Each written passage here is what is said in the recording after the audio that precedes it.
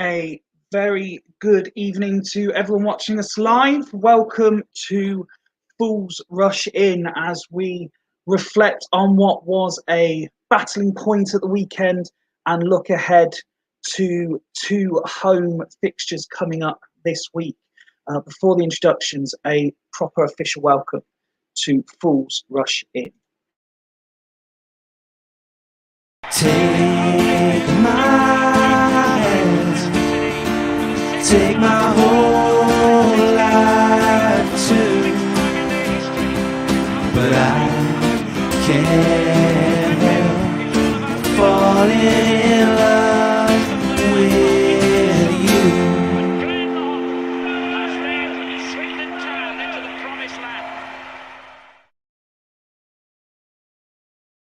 Take my. And let's start with the introductions of tonight's panel, beginning with the man known to many as Oakus Road. Good evening, Nick. Yeah, evening, Fifey. All good here. Yeah, good to have you with us as always. Keeping well, keeping cool? Yeah, very well. 3 walks today, so doing good. Good lad, glad to hear it. Next up, let's say hello to one of the most recognisable voices in the Swindon Town fan universe. Good evening, BTB. How are you, Ben? I'm very well, Fifey. Looking forward to another show this evening. And we are glad, as always, to have you with us. Next up, another one of our virtual ever-presents. Good evening, Woody. Good evening. How are we all? Very well, thank you. Yourself? Yeah, not too bad. Getting used to the cold weather again. Oh, yeah, it was a measly 25, I think, at its peak today. It's, I'm going to have to get the hoodies out. Unbelievable for people with gorgeous Spanish blood like myself. Our penultimate panelist this week. Good evening, Ned. Good morrow. Absolute pleasure to have you with us as per. And last but certainly not least, allow me to welcome Craig to the panel. How are you, buddy? Yeah, mate, I'm good. All the better for being in your esteemed company this evening. Oh, you are too kind. Gents, let's get straight into the discussion then. And we scored a goal and we drew a game and we kept 11 men on the pitch. Ben, it's all positives, isn't it? Marvellous, absolutely. Well, it's a start, isn't it? It wasn't the all-conquering performance that we're all hoping for, but the green shoots of recovery are there. Sorry to quote another podcast. But it's a start, isn't it? We're getting better. There was moments in the game there we actually looked pretty good. We looked like we were going to score goals. We got shots on target. We actually looked dangerous in parts. There's still lots of question marks on the defence. There's still areas of concern. And still question marks over the manager. However, it's considerably better than it was, say, a couple of weeks ago when we played Harrogate. So it's getting there slowly. Is that a fair assessment, do you think, Nick? It's getting better? Parts of it were. Obviously, I've only seen a few of the highlights, so it's quite hard to judge. But one worrying thing I read today that Lindsay reckons we got the point because of a good spine of the team. But there were so many holes in that back four that they were just going through us like, well, we weren't there. So there was nothing stopping them going through. So that's a massive worry. And I can see him reverting to 3 at the back on tomorrow because to fill those gaps, unless he rests Baldry, and then, yeah, we'll go with a back 4. But I think we'll talk about it later. Wakeling certainly deserves a fair bit of airtime. Yeah, and he will certainly be getting that. Craig, another point on the road. We always sort of got brought up, didn't we, to say win your home games, draw your away games. So is it a good point or a bad point? I think we'll see, and I said this in the chat at the end of this month. I think, and obviously after tomorrow, if we don't win at home tomorrow, then that's it's not going to look as a good point in my view. It's great to get a point on the board, and it's great to get a goal on the board. Don't get me wrong, but there's still a long way to go. And I think I mean, from what I listened to the game on the radio, and the defence has come in for a bit of criticism here, but it has to be pointed out that we were losing the ball in midfield every time they threatened us, and like with any team, you should defend from the front, and it looks like we're giving away the ball too easily, which is a bit worrying considering we're a team that's we pride ourselves on keeping possession well in games, but yeah, it's an improved performance. Like I say, Wakeling, getting his first goal, that'll be an amazing confidence booster for him. There was a few spots. It seemed like McCurdy had a better game as well without getting on the score sheet. We were creating chances. Was unlucky with one or two chances, wasn't he? Yeah. I mean, like I said, I didn't see it, but we're creating chances, which is something that I was worried about in the first 3 games, because even though we were saying, we're not scoring goals, we weren't really creating the chances for whoever we had playing up front in those games. So it's an improvement, but the real test is going to be tomorrow against Orient, which I'm sure we'll talk about later. Kieran's joined the panel. How are you, pal? Yeah, not too bad. Just got to be fashionably late, keep you all guessing. You were in our Fools Rush In WhatsApp group. You were quite critical of the draw at the weekend, and you were quite relatively vocal on Twitter as well. Yeah, this was until I looked at sort of the 2012 stats and how bad August was then, because I remembered we had a bad run at the start. I didn't realise how bad it was, but I think for us this year we needed to hit the ground running, because I think it's got marked as a difficult season, but let's not be too negative. We don't know where we are going to be in October, but I think Carlisle are a team that are going to be sort of mid-table. We need to be taking more than a point off them, but that's on the back of other results. So we'd beaten Salford last week. We then draw with Carlisle. We're probably all quite happy with that, and a lot more happier. I think the worrying thing is the lack of goals. I think we've got a goal now, which is a start. I think obviously tomorrow's going to be an interesting one, how we create against probably an actual good side. But I think the chances are getting better. We just need to get better in midfield. I think Carlisle were there for the taking. I think that's the frustration for a lot of things. I think Carlisle were there for the taking if we just didn't make a couple of mistakes. And I think it's going to happen with a young and inexperienced squad. But I just think we don't seem to know what we're doing. We seem to be running around like headless chickens at points, which I think is the worrying thing. I think if it looked like you knew something was coming together, I think you'd probably be a little bit less critical, and you'd be like, right, we'll just go with it, like we did in the Di Canio eras and stuff like that. At the minute, there just seems no plan, and Lindsay's like, he's changing things, but you're changing things in third or fourth game in when you're so saying we're going to go this formational season. If you're changing it already because it's not working, and you sort of don't know what formation you really want to play, it's a bit worrying. Woody, let me ask you your opinion, and to lead you in, I'd like to direct your attention to something we were talking about off camera. It was a question sent in by Claire regarding the goal kick routine. Now, the initial question is, can the panel enlighten me? What in the holy hell is the goal kick routine continuously used at Carlisle? McDonald takes a goal kick, passes a foot away to Bryn, who then dispatches the ball. And that brought in Keith and Mike into the discussion. Keith said he thought the same. Any defenders on their toe, he put any defenders, then corrects himself and put any attackers on their toes, would close down Bryn. And instead of having time to pick someone out, it becomes risky and rushed. And then Mike said it allows a different angle to pass the ball from, and then in brackets, pointlessly.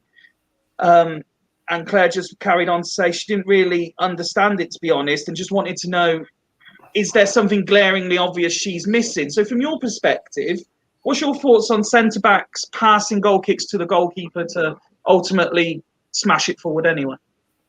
I think it's probably more about the distribution element. Obviously, we're not going to get rid of having this centre-back in the area.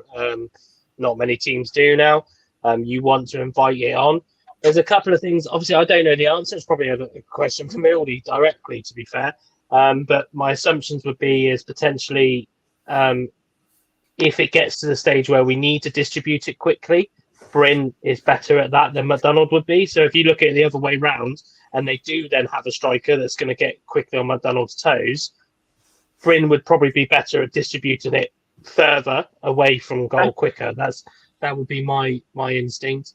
The other one, which I think is probably not likely, would be a striker. Yes, a smart striker will put pressure on a defender, but at that stage of the game, especially, wouldn't necessarily put pressure on a goalkeeper. So if the goalkeeper's receiving the ball, because obviously the punishment for going in hard on a goalkeeper is a lot harder than going in on a defender. I don't think that's the reason why, but that's probably one of the weird dark arts that could surround. But I generally just think it's more of a distribution element. If the short pass isn't on after the goal kick's taken, then Bryn's more likely to be able to clear, because we've seen in the few games that Bryn can hit the ball.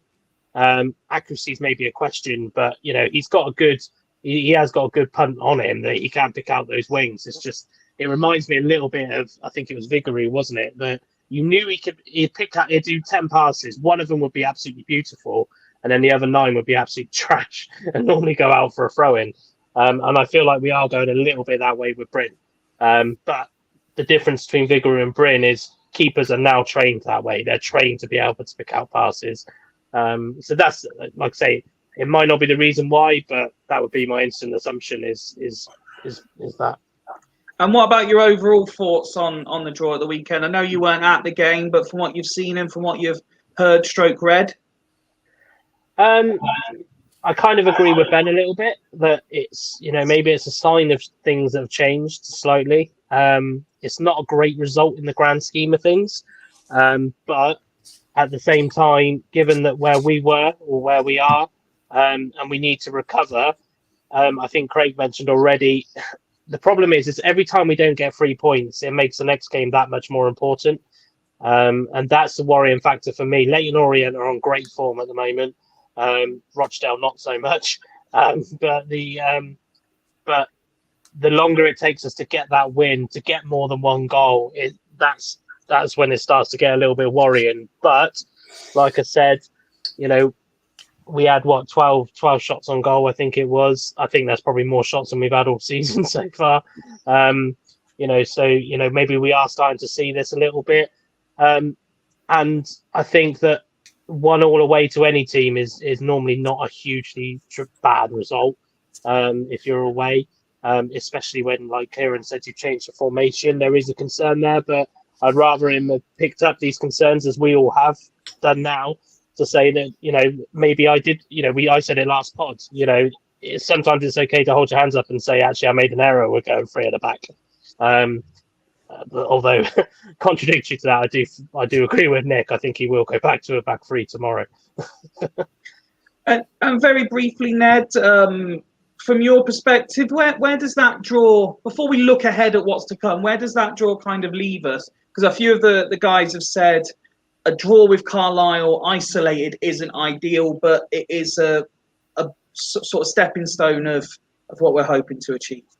Well, yeah, I mean, it is a step in the right direction, I'd like to think, because, I mean, essentially, we couldn't have been any worse than we have been for the previous, few games.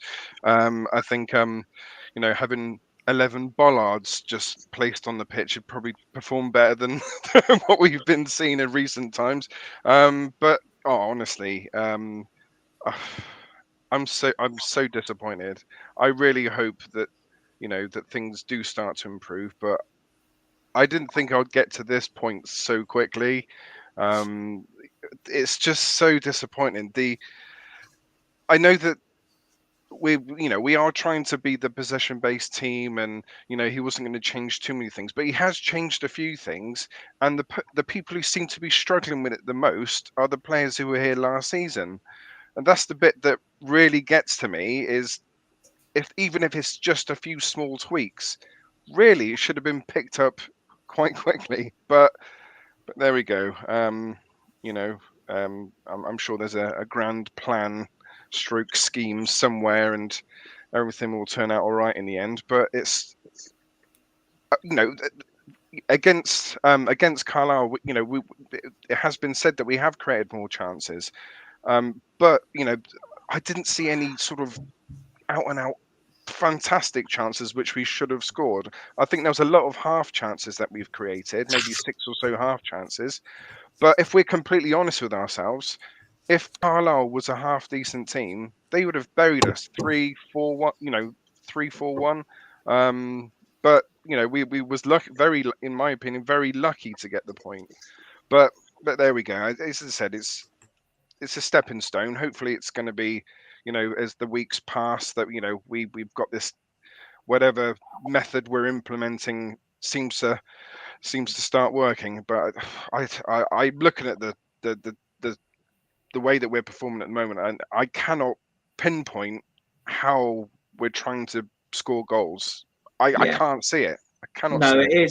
It is very true, and it is something we've sort of, a few of us, when we've been at games together already this season, sort of seeing the style of play and identifying that has proven to be difficult. But picking up on the point you said there, Ned, about it seems to be players who were here last season that on the face of it to us seem to be struggling to adapt more. One of the newer players is one that is coming in for some praise, and it is the man who got our opening goal of the campaign, young Wakeling, a player who I've said good things about in first couple of weeks of the season. Woody is a massive fan.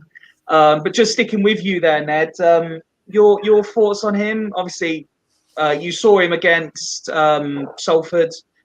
He scored our first goal of the season. Are you impressed with what you've seen so far, or as impressed as you can be given the start we've made?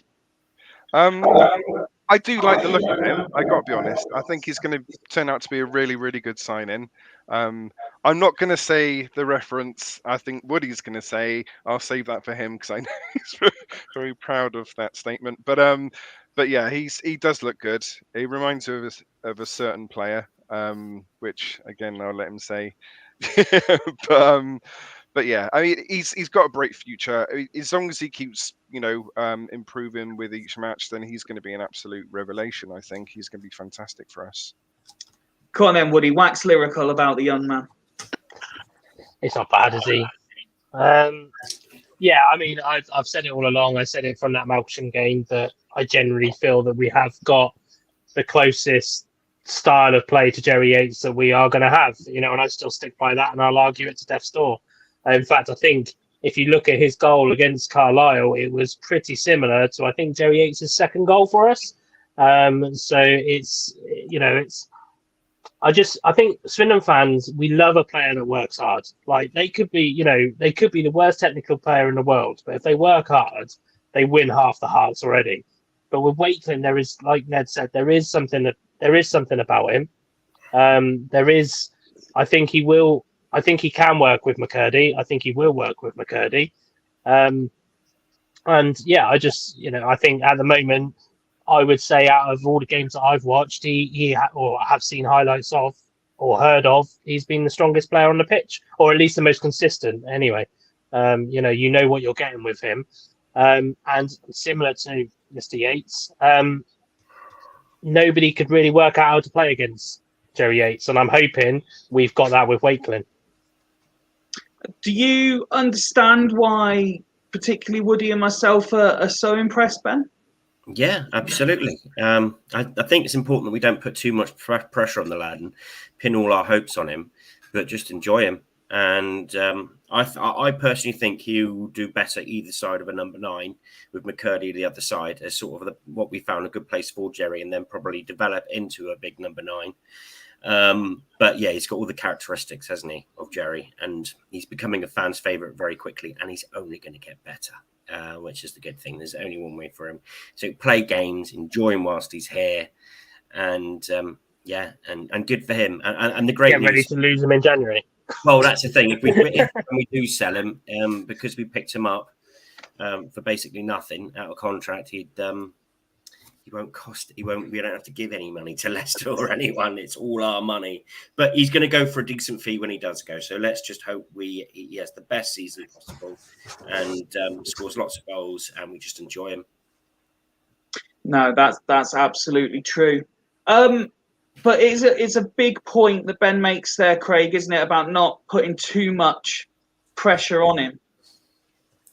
Yeah, it is a fair one, but I mean, we've got a promotion budget, and he's him along with McCurdy are going to be key players to get us out. So there's going to be a bit of pressure on him, and it'll be interesting to see how he handles that. But I listened to his interview at the end of the game, and he spoke very well. He seemed very confident, determined, but level-headed at the same time. Young lad, really, and he wants to be here. He wants to score goals, and I was really impressed with that, as well as him obviously scoring the goal that he scored. He obviously, as we mentioned before, he worked so hard against Salford. He really deserved a goal in that game. So yeah, I'm really impressed with him. He might be the type of player who thrives on a bit of pressure. We never know that. We've seen it before with so many youngsters over the years. So yeah, it's I do understand where Ben's coming from, because you don't want to put too much pressure on the lad, and football fans can be fickle at the best of times, especially our fans. So yeah, but he's become like a promising spark in what has been a bit of a dodgy start for us this season. On the flip side of that, though, Kieran, a lot of people said that we would be reliant on purely McCurdy's goals. So it's good that perhaps someone else is the man to step up and score first, isn't it? To prove that it's not necessarily just going to be the McCurdy show. Yeah, I think that like if anyone getting us the first goal, I think Wakeling is probably the ideal candidate for it, because if McCurdy gets the goal and we don't score for the next 3 matches, everyone goes, "Oh, we're just relying on one man." Blah blah blah blah. The fickle Swindon fans, as we know. So it's good that the first goal and the only goal so far has come through someone else. Back to a point that Ben made as well about pressure. I think McCurdy's struggling this season a bit with the pressure, being the main man. Last year, he wasn't for much of it. As either Simpson was one that was expected to go goals in. No one's really expecting that much of McCurdy, more of a winger, not expecting him to get goals. And the more he picked up, the more confidence he got. We didn't even really put pressure on going into the end of last season when he was scoring a load. This year, slightly flip side, there's a lot of pressure for him coming into it. Which I think will help Wakeling, because everyone's expecting, no matter what, it's going to expect McCurdy to score the goals, which might help Wakeling sort of get in and get the goals. McCurdy might become more of a supportive role and get more of the assists, like we saw with Doyle and Yates. McCurdy might come back and get the ball more. Wakeling does that already, but I think McCurdy could end up providing Wakeling more, which I think he'd be happy with, as long as people are still shouting his name and still jizzing over him a little bit. But I think as well, Scotland, as long as someone's got an arm around McCurdy, because that's what he needs. As long as someone's got an arm around him and he's getting the assist and telling him you are doing all right, because he's say the word vulnerable, but he is a little bit. I think he gives it the big, and it's all a bit of a front and the show and stuff. And if he's not playing well, people get on his back. He'll sort of could go into a shower, which is what we don't want. We want him to be this shithousing dickhead lovable dickhead that he is. But I think Wakeling's looking very good. I think if we started pinning all our hopes on him now, I think that'll crush the young lad. We've got to remember he is only young. He's not a Simon Cox, Charlie Austin, although they're a bit older, but he's not someone that's been Billy Painter-esque, but it's not been around for years and years, not been renowned for scoring goals and goals and goals. We need to just let him do his thing and get in there, because I think Josh Davison had a lot of pressure on him last year, and I think he was. I thought he was quality throughout the season, including the playoffs. Obviously, people remember him for a one performance really, but he was a hard-working lad. Got in and provided a lot of goals. Was good at the hold-up play, but the pressure on him was expecting to score 20 goals in half a season, which he was never really going to be about. So I think people don't expect that from Wakeling. Don't expect too much, but he'll chip him with a couple of goals, and I think we could look for a very lovely partnership between him and McCurdy, as long as we keep our expectations realistic with them both. And Nick, obviously, I'd very much look forward to your thoughts on the young man as well. But it's worth noting also, isn't it, that for strikers in particular, it's important to get off the mark. So although it's great that Wakeling now has, McCurdy will want to and will be desperate to at the earliest opportunity. Also got Adeloy who will want to get off the mark very quickly, haven't we? Yeah, I think with Wakeling, I think the good thing about him is we're talking about pressure. I think he's going to put pressure on himself. He was pissed off he didn't score against Salford with that header. It went just past the foot of the post, and he was desperate that was going to go in. But his footwork and his skill taking that ball before he got a shot away at Carlisle was absolutely top draw. And, really, with how tight it was, he had no right to do that. If he can perform at that level, we have got a hell of a player there in the making. And I think talk about another forward coming in, and if we do go or stick with 4-3-3, and have a decent centre forward alongside him, and with McCurdy out on the right, then yeah, we've got the making of a player that can do what Jerry Yates did and do what Doyley did. So yeah, I'm optimistic that he's going to score a hatful of goals, and just with the effort he puts in alone, he is the type of player that Swindon fans want to see. So onwards and upwards, it's all there for the taking. No, I completely agree. In unusual circumstance, Swindon fans can't seem to agree on something. And I wonder if our panel will be able to.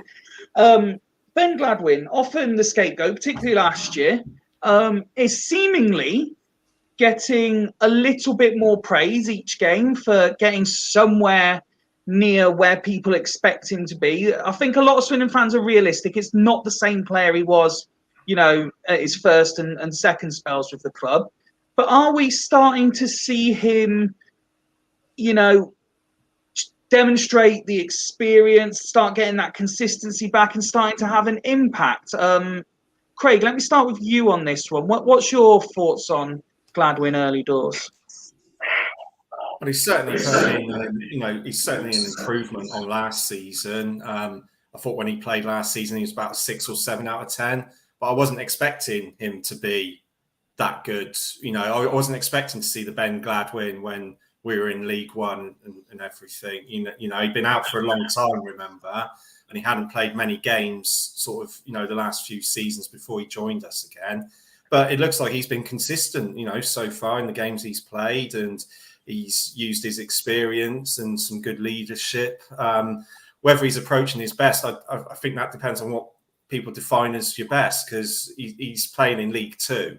He's not playing in League One when he was at his best, in my opinion. So yeah, he's doing well. I'm not going to get ahead of myself though, because it's we're 3 games into the season, but he's one of the better players certainly in a team that's not performing so far. So yeah, that's the way I see it. Ben, one of the talking points pre-season was the fact that he seemed to be a bit leaner and fitter. Are we starting in this era where all we're hearing during the negative results and performances is about fatigue and stuff? Are we seeing something a bit different from Gladwin this year or in the first couple of games? I think he benefited a little bit from Lindsay, because Lindsay was around his very first spell in 2015. So Lindsay knows what he can do a little bit. And Lindsay probably had a chat with him, just going, look, if you get fit, you make my starters all the time. So he's probably lost a little bit of weight. And he said he wants to carry the ball a little bit more and be Ben Gladwin of old. So I think he's one of the players who's actually benefited a little bit from Scott Lindsay. He's still got a long way to win over quite a few fans. I've read that a few fans still think he's a liability and can't see all the fuss and the hype about him, and he's still crap. I think he's been one of our better performers, and I'm really pleased with him so far. We're not going to get old Ben Gladwin ripping up for 40, 50 yards at about 5 paces and taking on players and scoring cracking goals, but if we can get the 75% of that back, then we've got some player. He's still going to have off games. He's still going to be a bit dodgy in some, but he also is a match winner. And I think he will score and feature in some crucial games this season. Nick, your thoughts on this? If Gladwin is able to carry on playing and building that consistency and keep building that fitness back up, could he be the sort of player to really drive forward a playoff push come the second half of the season, or a promotion push, depending on where we're sat? Yeah, I'm a Ben Gladwin supporter. He is a decent player. He's a skillful player. I think what fans have got to accept that he looks like he's not putting effort in because of the way he runs. Doesn't look like he's at 100%, but he's got a different style. You've got to accept he can't tackle. And that's the problem with him, that if it's a 50-50, he's not going to win any of those. So he needs somebody alongside him that's going to win the ball and do the dirty work.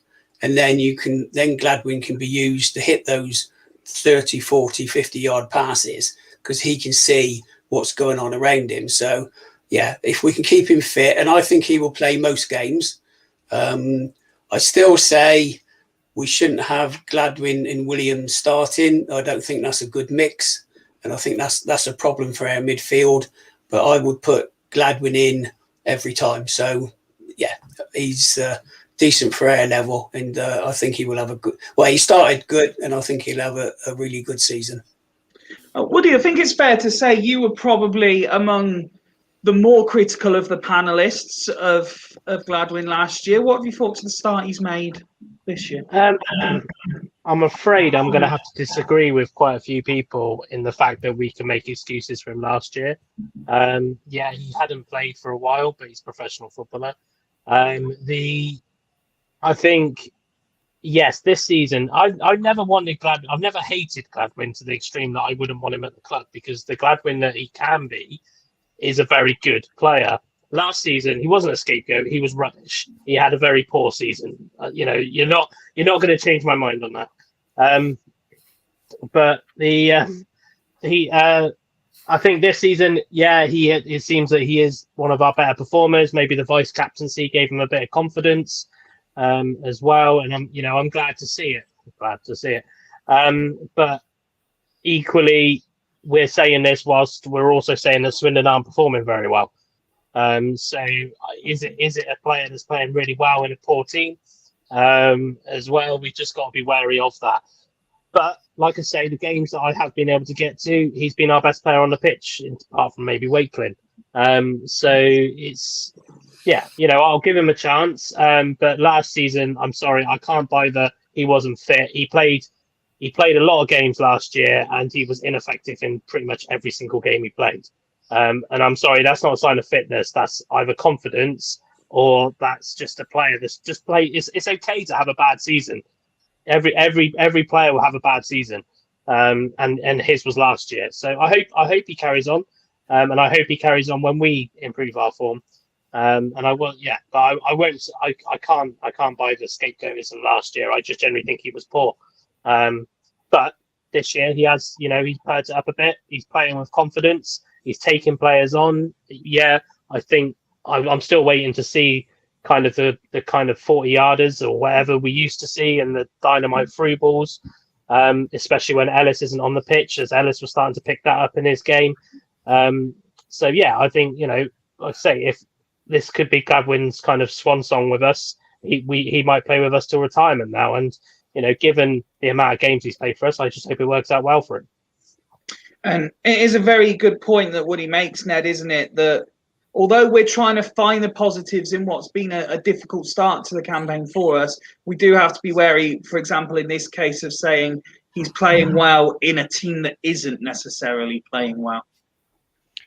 Well, my opinion is slightly different to most people's. Okay. I don't rate him in our midfield. I'm sorry. Yeah, it's what you're here for, is to give an opinion when asked a question. If you had a pacier midfielder there, it would be more effective. But he, even when the first 20 minutes, he still looks like he's running through treacle. I know he's trying, and he's he has got himself in good shape and everything else, but I just don't, without him putting those wonderful, defense breaking passes through, there isn't much else to his game. I personally would rather see him in like a role like sitting in front of the defense and just spraying the ball about, where he doesn't have to run too much. I know that, I guess that Reedy does run about quite a lot and he covers the centre back, so I guess he probably wouldn't work in that role either. But just someone who just has to sit in the middle, a typical sort of playmaker, and just the artist who just strokes out the passes. Something kind of, I'm trying to think of a prime example. Something kind of like what Paul Scholes ended up doing at Man United, where instead of being that sort of box-to-box midfielder, he just kind of sat on the halfway line, spraying passes to all the athletic forwards. Yeah, like Aymar or possibly even Glenn Hoddle for Swindon a bit. I know that Hoddle was a bit more active, but it's just he hasn't got that in his game anymore, and unfortunately it's a young man's game, isn't it? So he's trying his best. He is running as quick as he possibly can do, but when you're running up against really quick young players, he ain't got a blooming Hopenhau's chance. And you know, when they're on the quick break and they get past him, he's not catching anyone else up. I don't know. I feel like we can't. Sorry, I feel like, you know, maybe someone like Darcy would be better instead. Maybe stick him on for 20 minutes. I don't know, but I think I'd rather see Darcy in the team. Okay, now rather than this Gladwin. wasn't initially on the agenda, but I'm going to come back to that in a second. Then I just want to give Kieran his chance to have his say on Gladwin, and I'm going to come back to Darcy because I've got a question for you all. Ooh. How old is Gladwin? I don't know off the top of my head. I can very quickly research it. I don't even think he's. I don't think he's as old as people think he is. No, because I know He's he came 30, to just 30. 30. So See, I would have we're said on 29. We're talking like he's 30 Jesus. He's 30. If he's 30, I don't think he was ever the paciest player. He was sort of, but he hasn't approached his best. His best was when we sold him for £4 million, quotation marks. We sold him £4 million to QPR along with Mass Longo, who went for 500k. But I think if he ends up sort of being like an Anthony Grant player, but then again, Anthony Grant was still like 33, 34 by the time he was sort of sitting in the central defensive midfielder. But I think he is looking a lot better than he did last year. Last year he was awful, like completely, really, utterly awful. Low on confidence after his stint with MK Wimbledon. Completely, sort of hadn't played many years because he's been at QPR, sort of bit part player for years. It looked like he'd come to do it in League Two, and he's sort of just going to slowly filter his way back down to non-league where he came from. But I think he's improving this year. I think he just needs to find a position area on the pitch where he can sort of be effective now, and I think that's going to be trial and error through the management, see what he can do on the training pitch. But we can't really afford to have a player sit on the halfway line pissing, spraying balls about in League Two. It's sort of a luxury player, and we can't afford to have luxury players in League Two at this level. You can't afford to have luxury players till you're a comfortable mid-table championship side, realistically, and even then you can't have people that aren't pulling their weight as much. I think it'll be interesting to see if he does sort of get into a role during the season and carry on improving and have a good season. I really hope he does, because I really do like Gladwin. I've liked him since his first stint with us, and I was sort of a bit gutted for him last year how poor he looked. He had sort of moments of greatness, and you know, a goal against Rochdale last year was one of the goals of the season for me.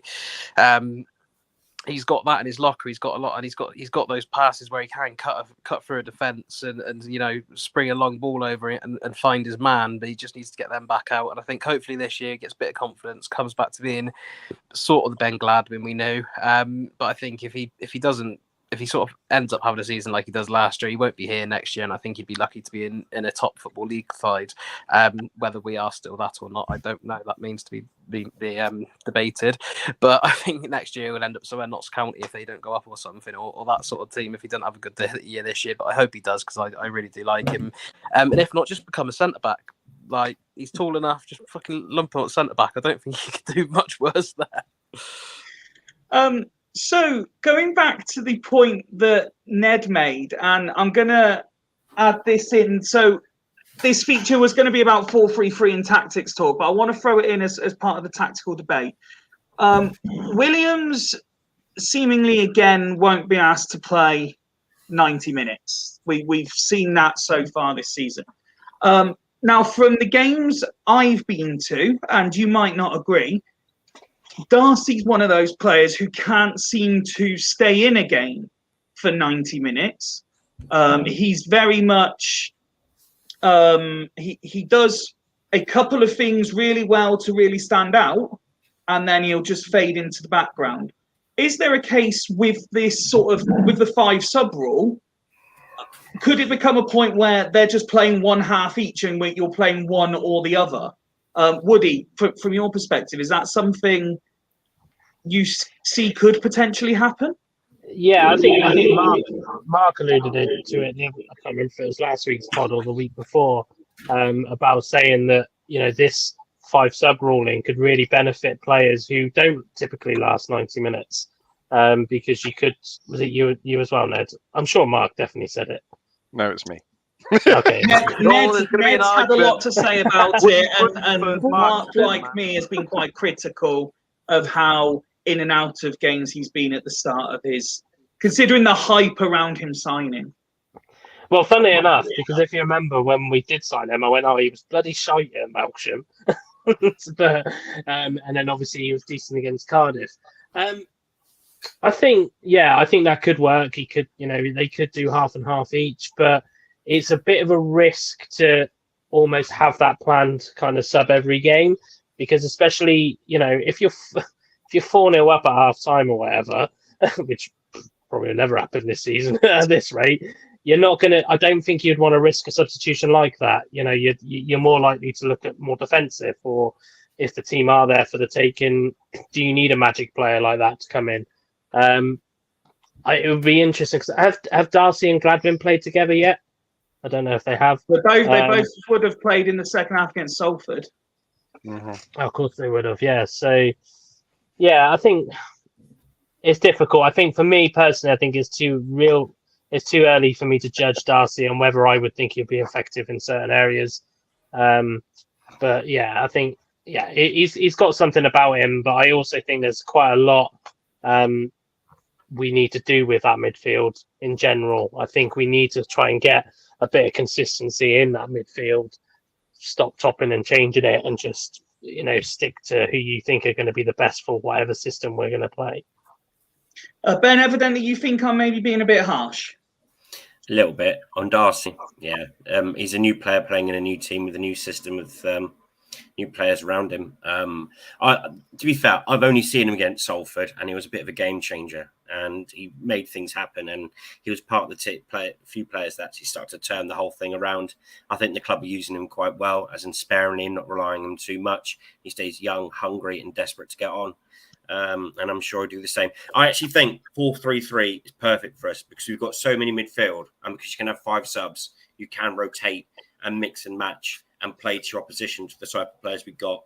There's going to be times where we're going to need starter Darcy. I think maybe away from home, if we're playing counter-attacking football. And then more at home, you can have more of your Gladwins and stuff who can spray a ball about and control possession a little bit better. So it's good having that option. It's something not a lot of League Two teams do have. So eventually, hopefully, when we do click, it looks quite good. But we've got to play the right formation. There's a lot of if, buts, and maybes in that sentence. My personal view is we've got a team that's good enough to be challenging towards the top half of the league, maybe even top 7. But we've not clicked because I'm going too much to what we talk about in the future, but we keep changing and faffing about the side and changing formation. We've done that a lot, and we've been disjointed. But I personally think when we click, we're going to be very good. But that remains to be seen. That's my opinion. It's not a fact. Okay. Nick, do you think Williams and Darcy could work together? I would put Darcy in place of Williams. From the bit we saw of him against Salford, he was the only one who was taking players on in the midfield, going past players and actually attacking the defence. And that's what we've been sadly lacking. So I would definitely play him at home, play him from the start. And that's the sort of player we need, similar to what McCurdy does. It gets everybody going, it gets you off your seats, and he looked really good. So I would like to see him in the midfield. What I said earlier, I don't think Williams and Gladwin can play in the same side. You've got the option then, as Ben said, to rotate as necessary. I don't say play half and half. Depends how the game's going. If the bloke's having a blinder, you leave him on. If he's running out of steam after 60 minutes, great, you bring Williams on, who can then do a job for the last 30.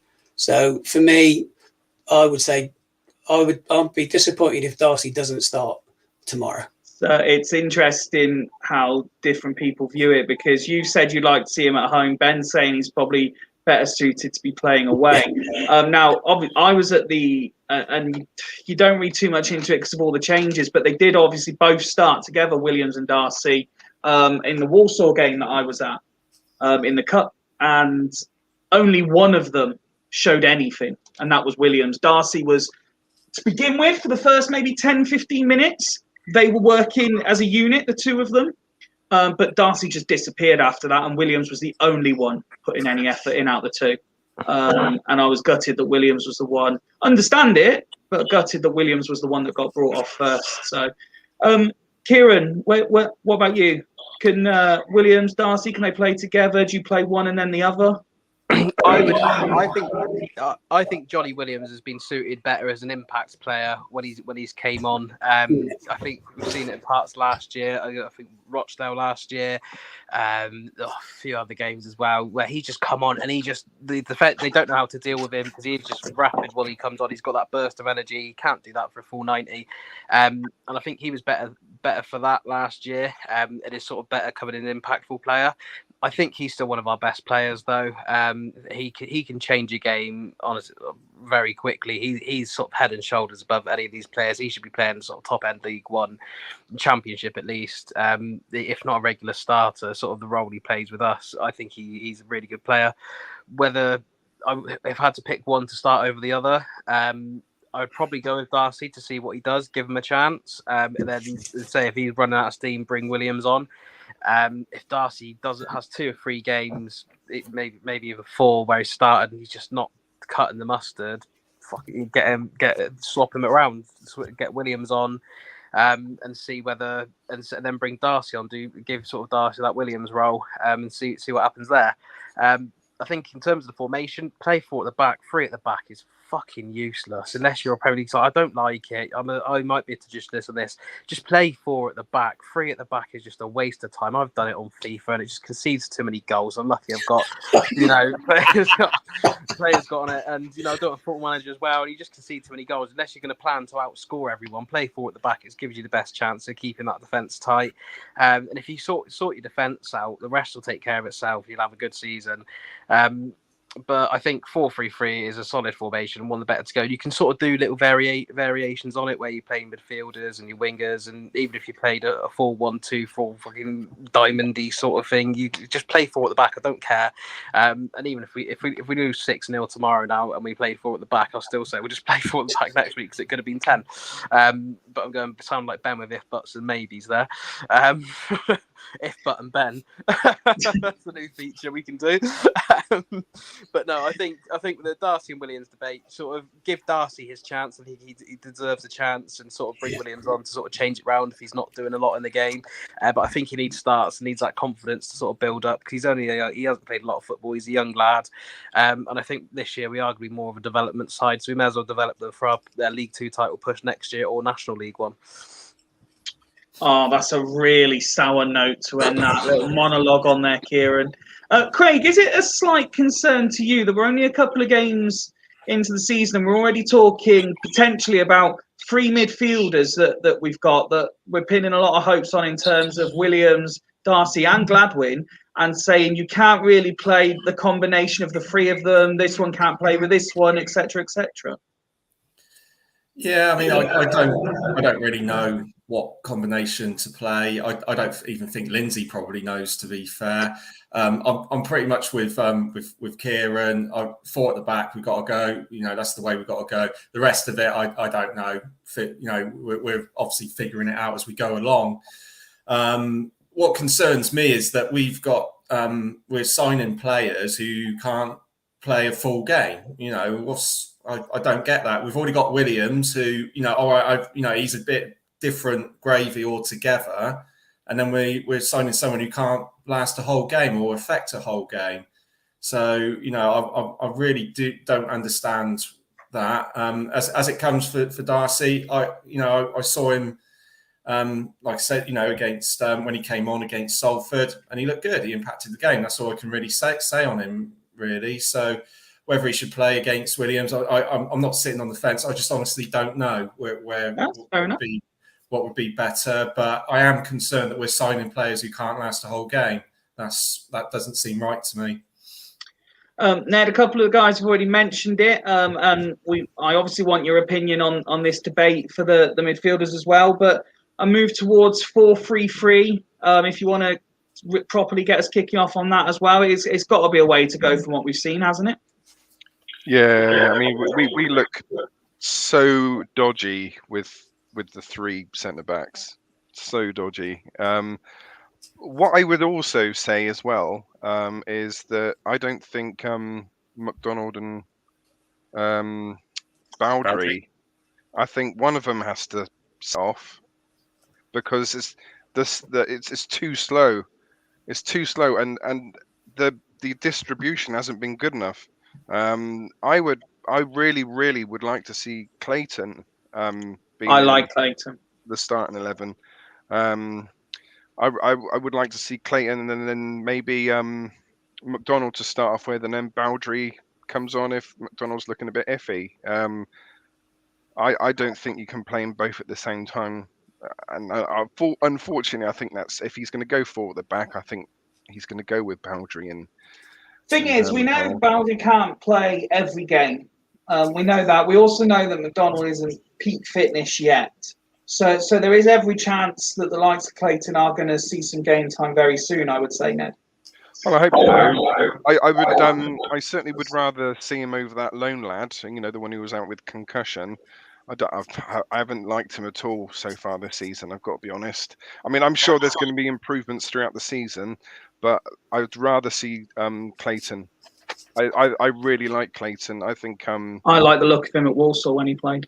Yeah, I mean his passing. I mean, to be honest, I think if Reed goes out, I think Clayton's going to slip into Reed's role if he's out injured, because I think his passing's that good. But yeah, we'll see. But with regards to the midfield three, if we was playing the three in midfield, I think I'd like to see to start off with. I think I'd like to see Reed, Khan,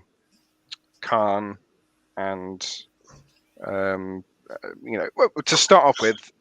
With Darcy, those three, that would be really interesting just to see how that sort of pans out. But also, you could also say that Khan's looked best so far when he's come off the bench.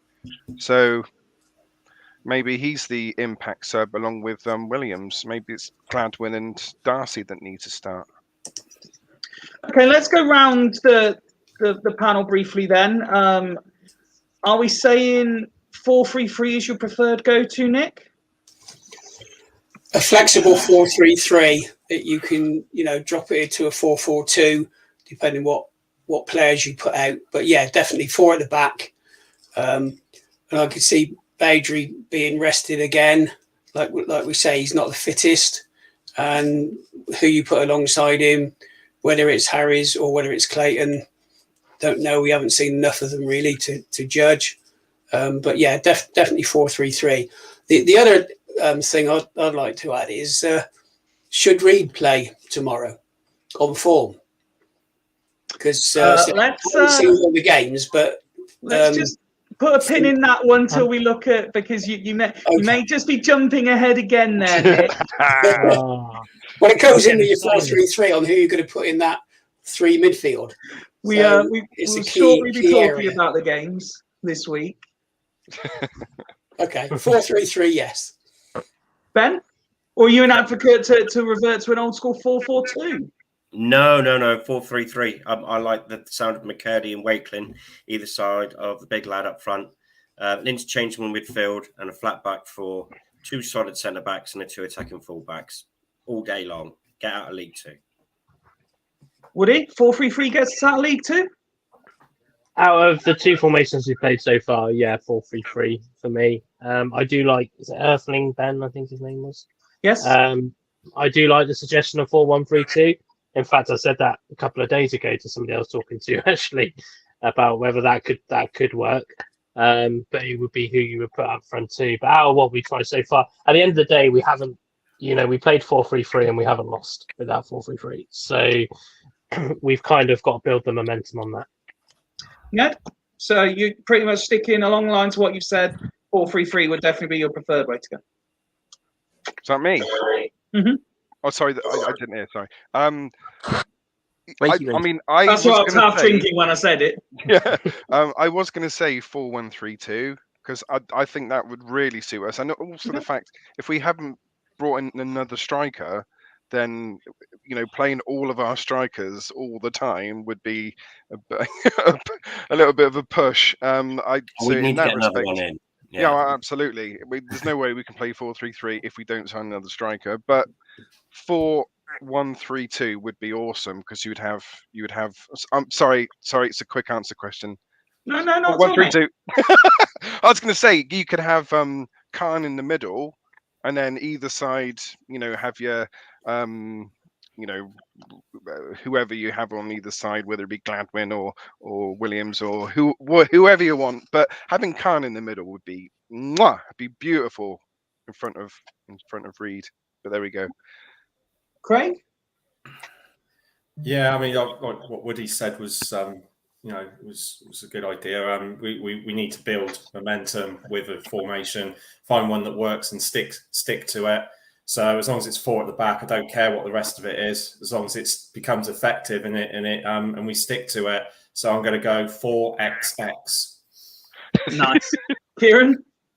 Yeah, I agree with really what Woody and Craig and Ned sort of said that. I think we need to find a formation, stick to it once it works, but also have that backup one. So if we do start with a 4-3-3, 4-1-3-2 could very well be sort of our backup one if people have worked us out, or even if going into the game we've looked at it tactically and that will suit playing up against the side better. Whatever suits us best. But I think 4 at the back is just so much solid. It took too dodgy with 3 at the back, and I think we need to find a centre back pairing now. You could argue that you either need Brennan or Clayton alongside one of Baudry or McDonald, because their legs are sort of going. They need their experience, but you need one of their experiences, and you need someone that can do a bit of the running, cover when needed. And I think we'll get that in one of the sort of younger ones. Why has no one mentioned Kean Harries in the defence? I thought he's been looking awesome this season so far. Good haircut. But yeah, no, I think 4 at the back, whichever one of those works the best for us in the 4-3-3, but have a backup one in like the sort of 4-1-3-2, or even if it is a 4-4-2 at times when you just need to change it up when teams have worked us out, if they work us out. But yeah, I think just getting in one of those formations, sticking to it, and stop pissing about with 3-5-2 because it just doesn't work. I appreciate there was a sort of throwaway jokey comment in there, but what I would say again is for the best part of an hour or so, Kean Harries looked very, very good against Walsall. And I appreciate he got a lot of stick in the preseason games, but I can only judge him from what I've seen, and he looked all right against Walsall for a good hour or so. Woody, let's head over to you. It's been a couple of weeks really since we've had any WSTFC to really mention, but the first team season's set to start. Yeah, so the first team start their campaign this Sunday. They are away to Southsea FC, who used to be Chichester and Southsea, I believe.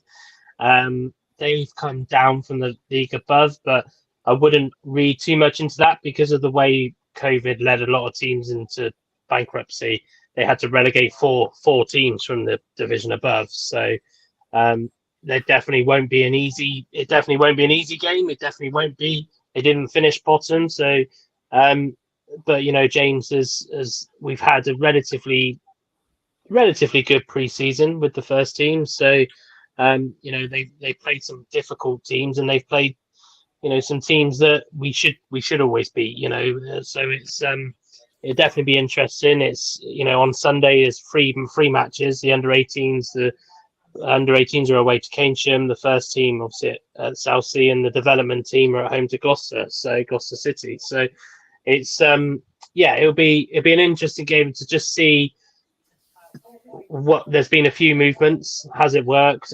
Kind of just the early stages, but always remembering the fact, especially with women's football, unfortunately, it is still they're not, most of them aren't paid footballers, so they're away on holidays. So really, the first 4 weeks of the women's season, especially National League, it's not really ever too much to go by because players go away on holidays and stuff. So, but no, hopefully it'll be a good one for them.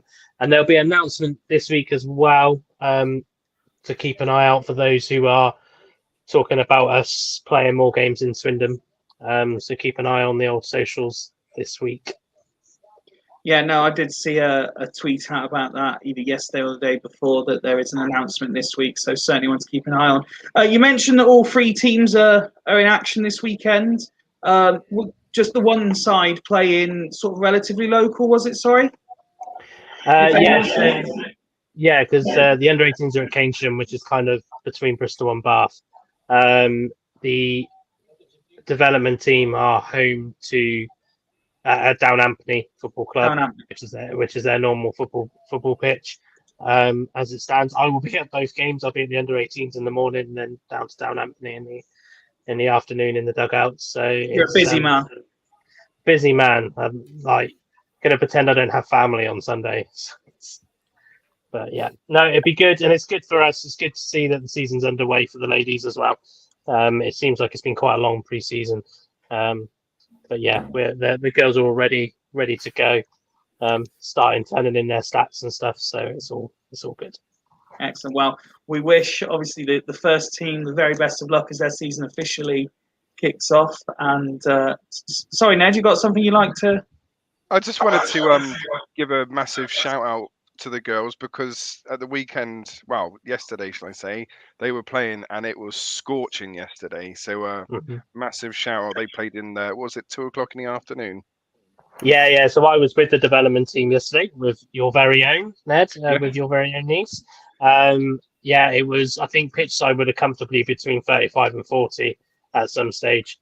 The development won 3-2, and the first team were at Fairford on a pitch that might as well be cracking now because it's so hot. It's and I think it's a general shout out to all non-league teams as well, because a lot of them still played on Saturday in that heat. But yeah, especially to the girls yesterday, they're not paid to play. They're there because they want to be. And yeah, I echo that on Ned, especially from the development girls where I was with yesterday. Very, very, very hard conditions to play in. Yes, we've got rolling subs, but equally we don't have the professional setup the professionals do. So to handle the hot weather. Full credit, as you say, to everyone involved, and good luck to all three teams this weekend. That brings us to our final topic of the evening, and we've got 2 home games this week. Nick's desperate to start contemplating who might and might not play, so I'll hand it straight over to you, sir. I'm guessing you're not necessarily sure that Reed deserves to keep his place. Yeah, from reports that are coming out that he seems to have lost the ability to pass the ball.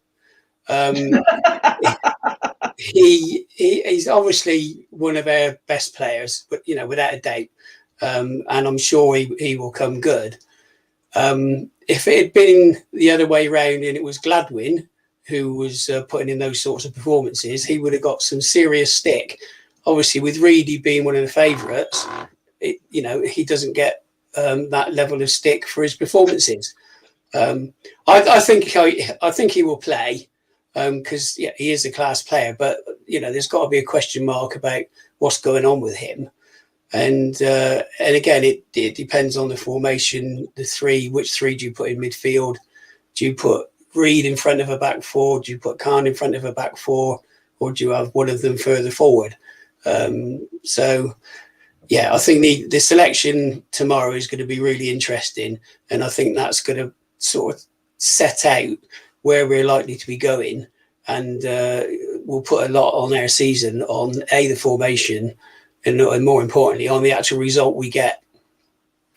Well, we'll come to actual predictions in a moment, but let's give everyone their chance to have their say. Ben, obviously, the cliche is you never look more than one game ahead, but 2 home games after start we've made, there has been rumblings of discontent. If we can get 4, maybe 6 points this week, does it put a whole new light on the situation?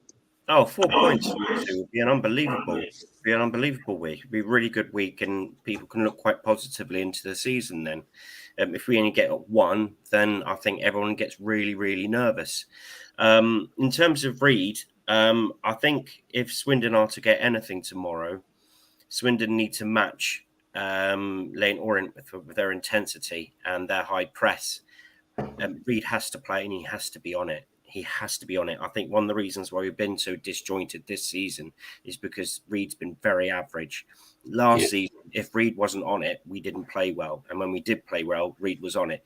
I don't see that any being different this season. He's such a key player. So if he plays well tomorrow, there is no reason why we can't get anything out of the game. We might even nick it. So I think he plays. But I think Lindsay needs to be brave enough to whip him off after 60 minutes or 45 minutes. If again, he's not doing it, and stick Clayton there. In my opinion, we've got options. We know what we can do, but I think give Clayton his chance there, because I think he could be quite useful. But yeah, I think if we get a positive result, I think it makes going into Saturday a lot easier and a better frame of mind. I think if we get beaten, or if we get beaten well, I think Saturday can get really edgy. And if it doesn't go our way, if we're still drawing at half time, it can even get a bit toxic. So I think tomorrow's there's a bit of pressure to get it right, and I hope we do. Woody, it's still very early in the season, but we're playing two teams who've had very different starts to their season. Does that change the approach or the mentality, or is it just a simple case of play to win, lads? Well, I think it depends where Lindsay sees us. If Lindsay's serious about saying that he wants us to be in the top 7, we take our game to them. It shouldn't matter who we're playing against. That being said, obviously, we've not had the greatest start. I'm sure he's reviewed some of the videos. So, yeah, I think, but I just think when you're on your home, we need to finally have a season where we can make the home pitch ours, in terms of, we need to have that season where teams don't want to come to the county ground. We've not had that for so long, and I think this could be the opportunity to do it. And I think, reflecting on the Reed question, it's an interesting one because of his position. And Earthling Bain, I'll tell you what, he's our top contributor tonight, I reckon, because he's come up with some gems. It'd be quite interesting to see what, like the likes of Khan. I've got no idea. In my opinion, Reed hasn't been up to scratch based on what I've seen and one thing. So why, just because he's the holding midfielder and what he can do on the day? We said the same about Gladwin last season. We know what he can do on the day. He shouldn't be, when Nick's mentioned it earlier, I was fully in agreement. If we can find a way to, replace the players that aren't playing very well, we should do it. And I think, fair play to Lindsay if he does. I don't think he will. I think Reed will play. Just because I think, like I say, Khan might be able to play there. Even Gladwin might be able to play there. But, I do think, as Ben said, it could be an opportunity for Lindsay really to show some knacks, to say, do you know what, I will make changes if you're not playing very well. Ned, looking solely at tomorrow, there's a fair few recognisable faces and names in the opposition. I'm sure one or two of them will cause a reaction amongst the Swindon fans, shall we say. Vigouroux in particular, I'm sure will be at his very best. That'll be the one. Vigouroux loves a bit of the older stick to the crowd, doesn't he? He loves it. So he'll be certainly one that will be given some to. I say we. It won't be me because I'm not going. Wife. But yeah, no comment. But it's all right. Yeah, it's all right, Ned. I'm not going because you're bloody niece. Why isn't bloody women footballers? What's that? Sorry, Ben? Why isn't Ned's niece letting Woody go to the football? It's not exclusive. It sounds quite wrong. Yeah. I know. Retrospectively, I take all of that back. But it's because I've got training tomorrow night, Ben. All right, So cool. it's not recorded and on It's not even YouTube Wednesday, anywhere. It's my under 18s tomorrow. So- It's a good job this isn't recorded and put on YouTube or anything, so you can take it all back really easily. yeah, I'm so glad it's not live. No. I'm sorry. I retract that. That was me. Let's go back to Ned, and where it was all sensible with Ned, and then it all lost the plot. It's always all business. Yeah, I mean, it's going to be difficult tomorrow, isn't it? It's going to be really, really, really difficult. I think the way we need to go is possibly go with the standard 4-3-3. I think tomorrow, and I really would like to see Clayton be given a chance. I just think let's just give it to him. As Woody said, let's not worry about anyone else. Let's just go for it. Come on,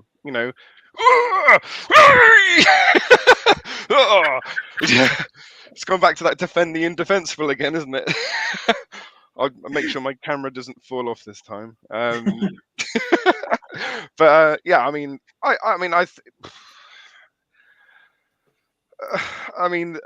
there's not much in our previous performances which gives me hope that we can win tomorrow, but it's got to click for us at some point, isn't it? It's got to click at some point. So let's say we're going to win tomorrow. It's 2-1 to the Swindon tomorrow. Let's go.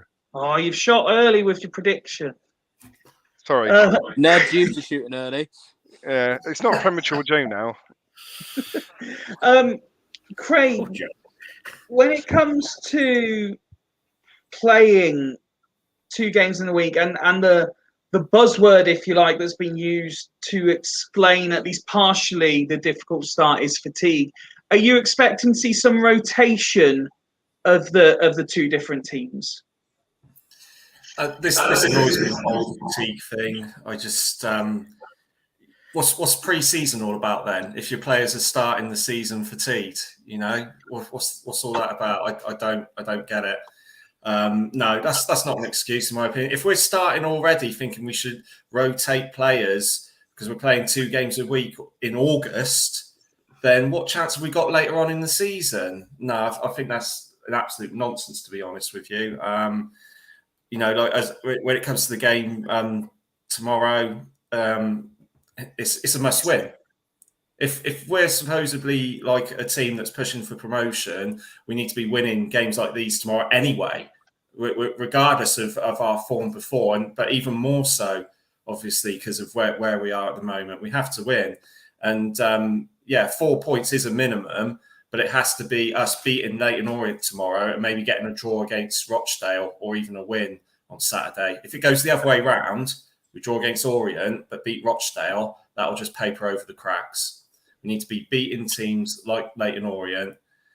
They play, we know what we're going to get from a Richie Wellens team. But I think that's the way it has to go. Kieran, Craig's been very vocal and very specific in what's needed this week. Start us off then with what you're expecting this week, and then how many points you think we're going to claim, and then you can tell us which way round that goes in terms of results. Right. Yeah. So I think we'll get 3 points, but this is how I'll tell you how I reckon that's going to go. But it's going to be a win and a loss, Kieran. Well, fucking hell. Yeah, which way round? Which team? Which one's going to be a loss? And how I've come to that conclusion. I was going to get to that. Just calm your tits.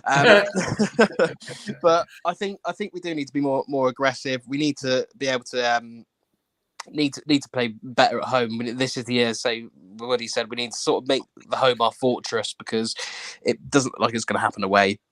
But I think I'd rather win your home games, draw your away ones. But I think we need to make sure we are playing better at home, purely so we can get fans on our side. So if we have another poor home year, our fans get annoyed quite easily at home, and they'll shout forward at you for 90 minutes and just be disinterested and not turn up as well as they have done. But if you're winning every week at home or winning most weeks at home, you're getting a good home performance, you'll get fans in, you'll get fans in to enjoy watching their Saturdays on it. I think last year, the only reason we had such a good way following, we travel well anyway as a club, we always have done. But I think last year, how bad we just were at home, it was just more enjoyable. If you've got choice of 2 to go to the away one. I know most were season ticket holders most of the year, but I know season ticket holders that weren't bothering to go to the home games and go to the away ones because it just wasn't worth it. I think we need to hope. I'm hoping one of our fans calls Richie Wellens a cunt tomorrow because they're too soft. He left. Everyone needs to remember he fucking left us. Before he left us, he went to go watch another game. The guy is a serpent. But as well, and I can imagine someone calling Rob Hunt something as well. His name rhymes with it anyway.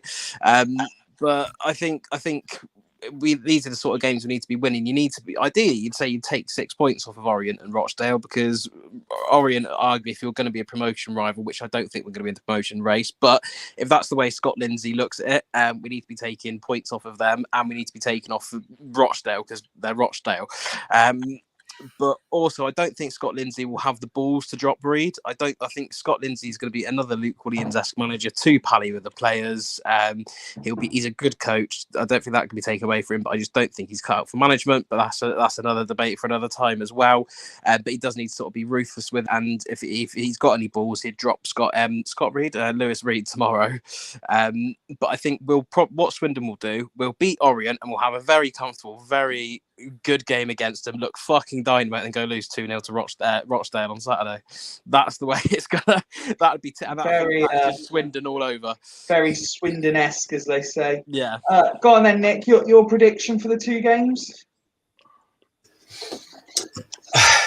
I think, we will be a very Swindon, and I think we'll beat Orient 2-1. Just from the clips I saw, and I know you can't take a great deal from that, but they seem to be playing quite a few long ball.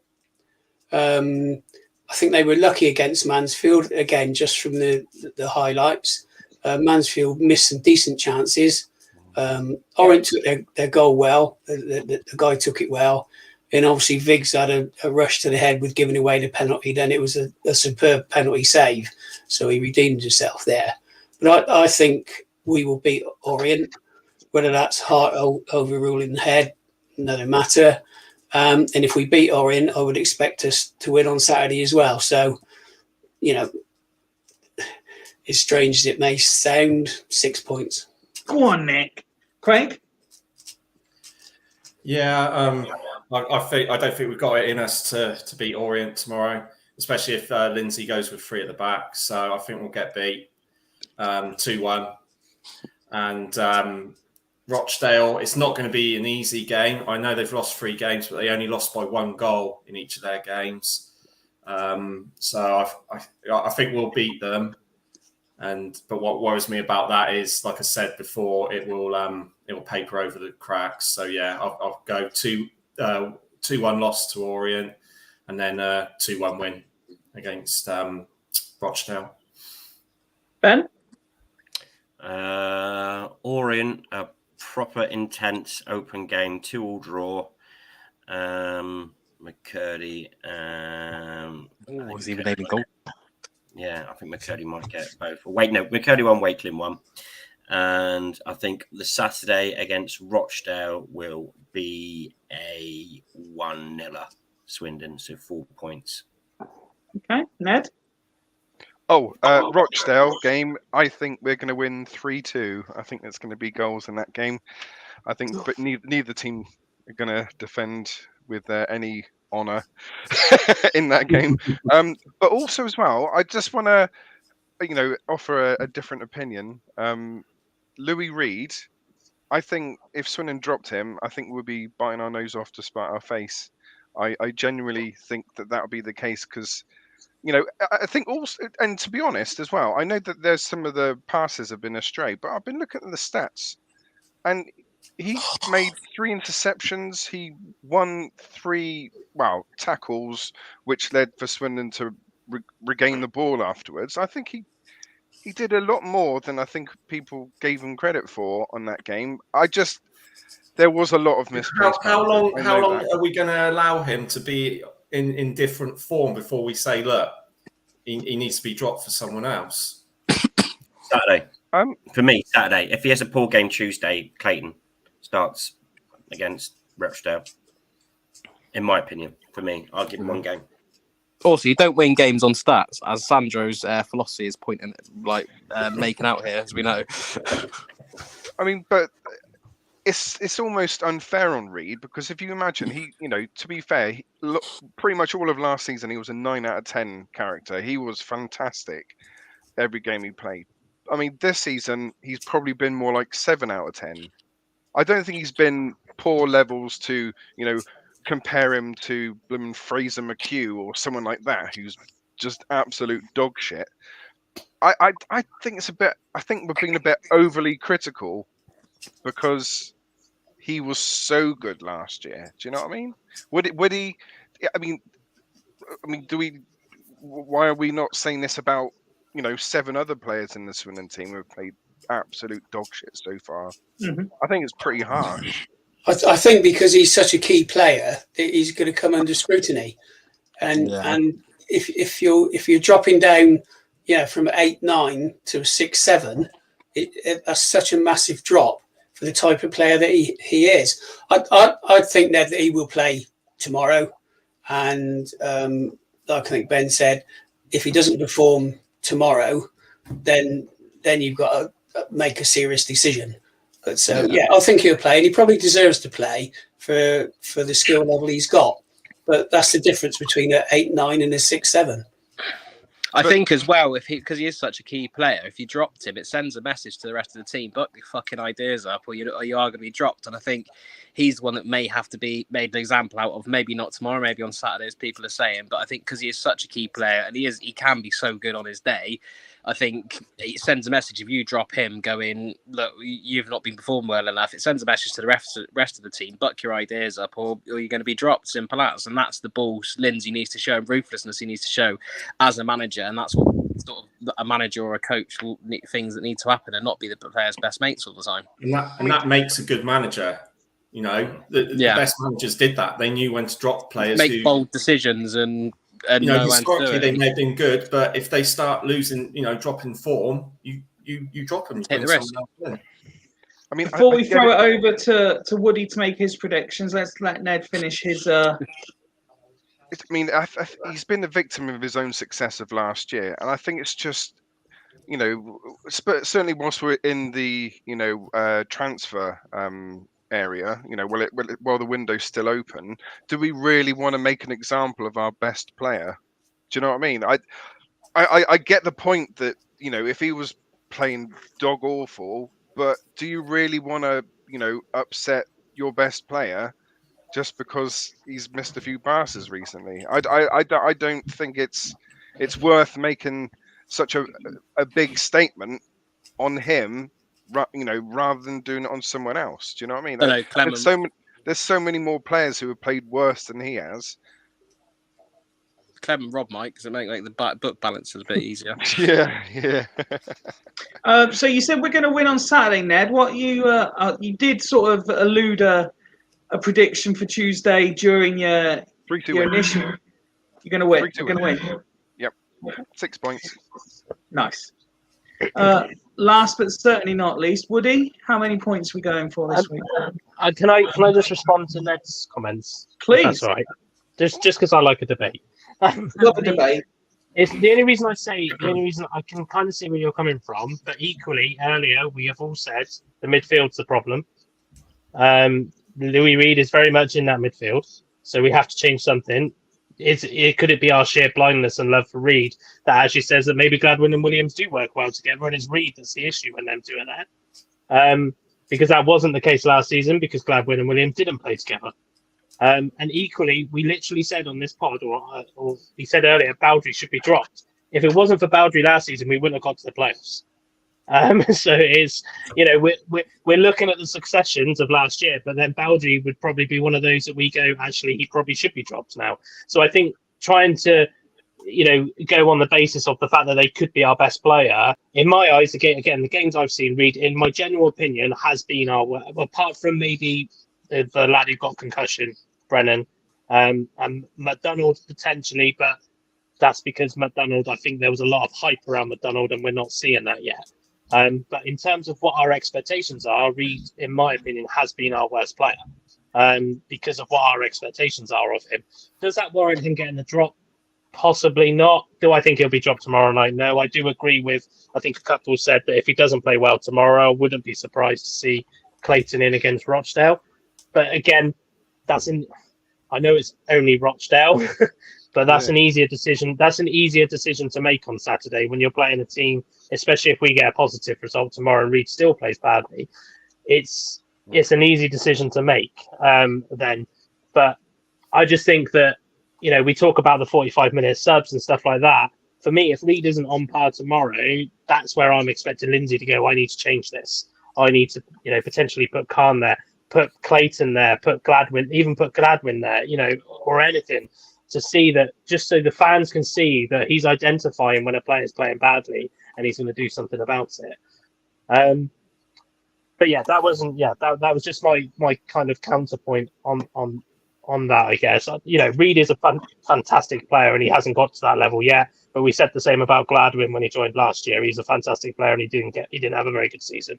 I pray to God that doesn't help that doesn't happen this season with Reed, because that will destroy him if he has a poor season.